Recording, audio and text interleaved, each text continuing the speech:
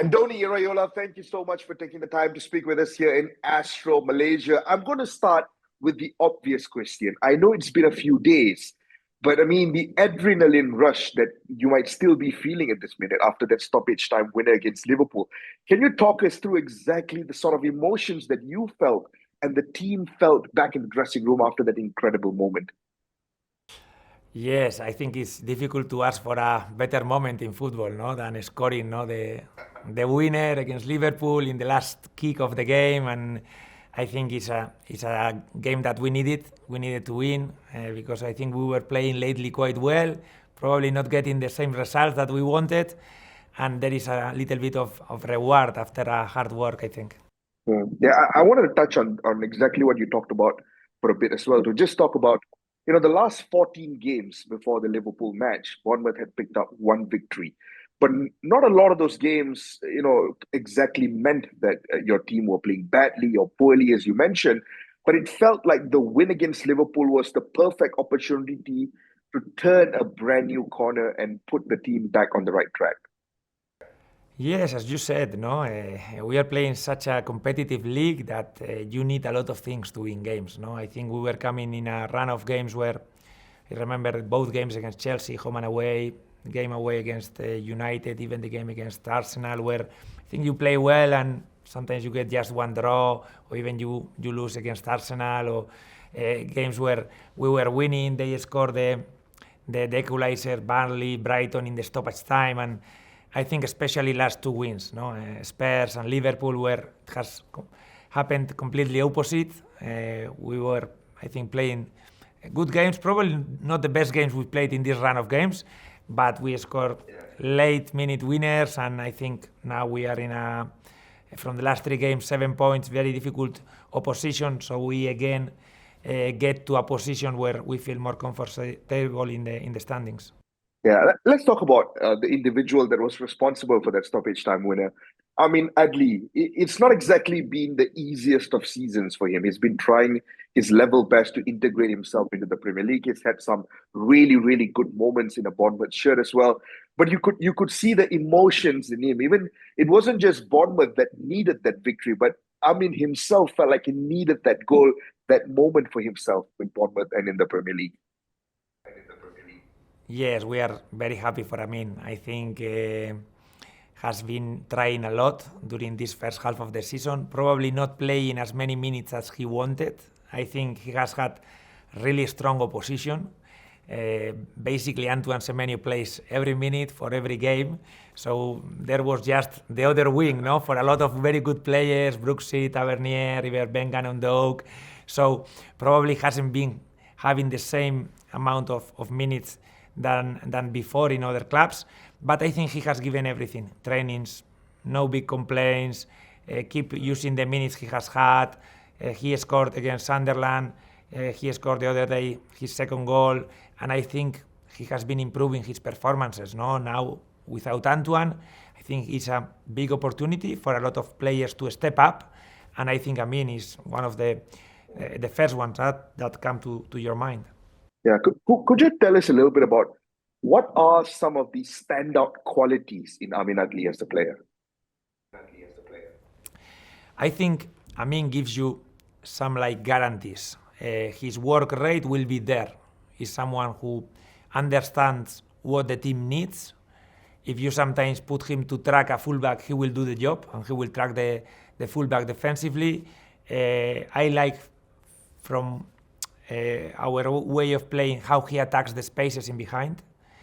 I always tell the wingers I don't want also only to come to receive the ball because it's very easy for the defender. I think you have to be a threat in behind. Sometimes when you go to the space, then you can come to receive the ball, but you have to play with the fullback, no? And I think Amin can give us both things.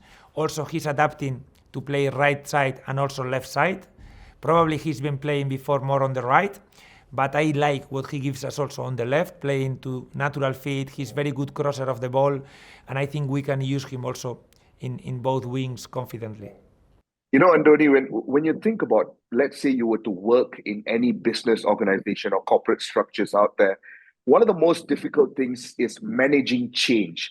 especially when change happens very rapidly. And in this business, in football, especially for you guys, there's been a lot of changes in the last 12 months or so. But Bournemouth seems to always cope with these changes really well. I mean, the departure of Zabani, Hoyson, Kerkes, for example, it seems like the team has been coping really well with it. Do you reckon the departure of Antoine Semenyo will be no different as well? That Bournemouth will find a way to cope and to survive and to find new solutions on the pitch?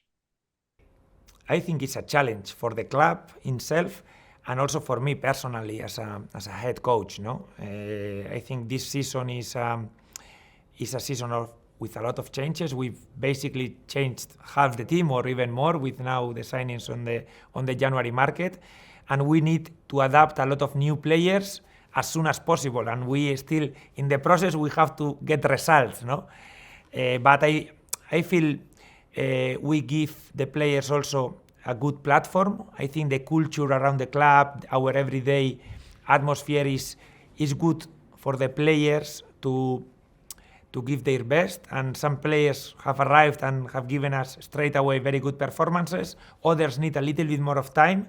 But I think we are also investing a little bit on the future, because this season, okay, it will take a little bit time for some of the new players, but this process that a lot of these new players that are 18, 19, 20 years old are doing, I think it will give us better tools for the next seasons.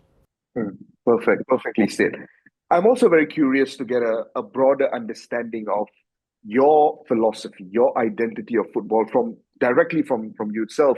You know, I remember watching Rayo Vallecano in La Liga back in the days, and then getting super excited when you were making the move over to the Premier League. But purely from your point of view, if let's say someone wants to understand your brand and your approach to football, how would you summarize it? I think it's difficult to speak about yourself and about your football. No, I always say I try to be effective, but for me the way of being effective as a team is to make things happen. No, I think we are quite proactive with the ball and without the ball. Normally our games are quite open. We are one of the teams who scores more goals and one of the teams who receives more goals. I would like just to score more than we receive. A lot of times doesn't happen, but I feel like we are closer to a result if we are a threat always to the opposition. And sometimes you have to defend a little bit lower, like it could happen against Liverpool, but we always have to have a threat for the opposition. And I think every season we've been, I think, quite an entertaining team. Normally I prefer to be good and entertaining, but if we enjoy also this process, I think it's good for us and also for the people that watches the game. Yeah, help me understand this part, because you used the word entertaining there.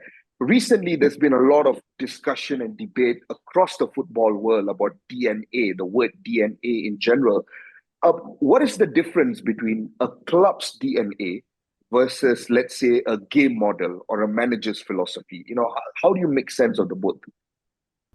I think in our case, and one of the things that I liked when I came to Bournemouth is Bournemouth had very clear what was their DNA, what they wanted to be their DNA, because probably coming from the Eddie Howe days, they loved this kind of football, and they were trying to sign me not because our results, not because we achieved this or no, because they analyze very well the stats, they analyze a lot of things, and they say, okay, we want you to do what you are doing with Rayo here because it's where we want to go as a club. And I felt very comfortable since the beginning, even when we didn't start as well the first games here. I think the club was happy because, okay, we are getting closer to what we want to achieve. It's a high-tempo game. Normally, a lot of things happen. Not every time to your side, but I think we normally are quite proactive. We try to play as high as we can. The more time we can spend in opposition half, the best for us. Sometimes we have to take some risks because otherwise the team is very long and you want to stay compact. But I think our players are used. They are ready to put the work that we need to play this kind of football. And I think the direction that the club is taking, and I think is very similar to our coaching staff, I think is quite clear. And when everyone has this clear, Sometimes we'll go with better results, sometimes with more difficult results, but I think it's easier. Oh, just one final question, Andoni. I mean, so to summarize it, would you then say that perhaps in Bournemouth's case, I mean, of course, it's the success of Bournemouth, the performances, the entertainment value that you guys bring to the league these days, it is due in no small part to the influence that you and the coaching staff have had on the team, of course. But would you also say that it is down to the fact that even before your arrival, that Bournemouth had already figured out who they wanted to be on and off the pitch? Yes, for me this is key. I think the club has to lead, this approach. Obviously, if the approach of the club and the manager are aligned, everything gets a lot easier. No, we are here to win football games and to get the results, and every team has different goals, and this is the most important thing. But if in this process we can enjoy it, the players enjoy playing for the team, the supporters enjoy watching the team, I think is always nicer for everyone. Perfect. Thank you so much, Andoni. I'm just going to say that thank you for bringing so much of entertainment to the league and becoming one of the most fun teams to watch in the Premier League. Thank you very much. I appreciate it.